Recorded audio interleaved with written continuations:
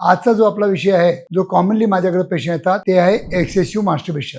आता excessive masturbation म्हणजे काय? एक्सेसिव्ह मास्टरबेशन म्हणजे खूप जास्त हस्तमैथुन करणं. दिवसातून 2 वेळा, 3 वेळा, 4 वेळा, 5 वेळा, 6 वेळा, 8 वेळा करणारे पेशंट पण माझ्याकडे येतात. आणि खरोखर हे जास्त मास्टरबेशन केल्यामुळं तर त्याच्यामुळं त्यांच्या जे नसा असतात ते डॅमेज होऊन जातात, की त्यांच्या लिंगामध्ये वागळपणा येतो किंवा लिंगाच्या नसा डॅमेज होतात आणि लिंगाची ग्रोथ जे व्हायला पाहिजे त्या वयामध्ये ती होत नाही आणि त्याच्यामुळे त्यांचे इंद्रिय पण लहान राहतात. काय असतं, तुम्हाला जेव्हा निवांतपणा असतो, एकांतपणामध्ये असता, रात्री असता, झोपताना तुम्ही काहीतरी रील बघत असता आणि त्या रीलमध्ये काही एखादे सेक्सी रील वगैरे आले तर नक्कीच आपल्या माइंडमध्ये मध्ये हार्मोन्स ट्रिगर होतात आणि त्याच्यामुळे काय होतं की आपल्याला मास्टरबेशन करण्याची इच्छा होऊन जाते. पण मित्रांनो, जर जास्त हस्तमैथुन जर तुम्हाला टाळायचं असेल तर तुम्हाला 2-3 गोष्टी करणं खूप गरजेचं असतं. की जेव्हा केव्हा आपल्याला आपलं माइंड सांगतोय की मास्टरबेशन कर म्हणून, तर त्याच्याबरोबर आपल्याला चिटिंग करायचं, आपल्याला सांगायचं आहे की नाही, मी नाही करणार आणि डोपामिन सिक्रेट होऊच देणार नाही, म्हणजे ती सवयच लागणार नाही. जेव्हा केव्हा तुमच्या मनामध्ये आलं